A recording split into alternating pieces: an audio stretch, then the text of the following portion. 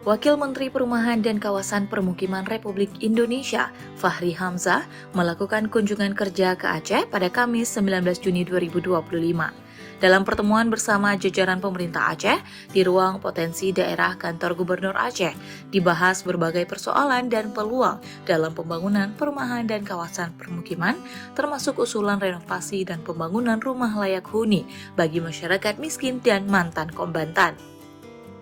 Wamen yang didampingi sejumlah pejabat dari kementeriannya, seperti Sesditjen Perumahan Perdesaan, Direktur Keterpaduan Infrastruktur Permukiman, dan Direktur Pembiayaan Perumahan Perdesaan.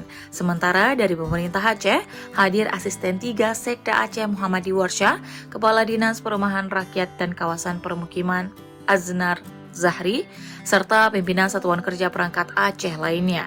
Dalam laporannya, Muhammad Warsyah menyebutkan bahwa meski pembangunan rumah bagi korban tsunami telah selesai dengan total 140.000 unit dan dana lebih dari 6,7 miliar US dollar, kebutuhan akan rumah layak huni di Aceh belum berakhir. Ujarnya tahun ini pemerintah Aceh hanya mampu membangun 2.000 unit rumah dari target awal 3.000 unit. Selain masyarakat umum, kebutuhan rumah juga mendesak bagi mantan kombatan. Menurutnya lebih dari 1.500 ex-kombatan belum memiliki rumah layak huni dan saat ini sudah terdata secara administratif. Kepala Dinas Perkim Aceh Aznal Zahri menjelaskan bahwa sejak 2008 hingga 2024, pemerintah Aceh telah membangun 39.685 unit rumah layak huni di seluruh kabupaten kota dengan total anggaran lebih dari 3,1 triliun rupiah.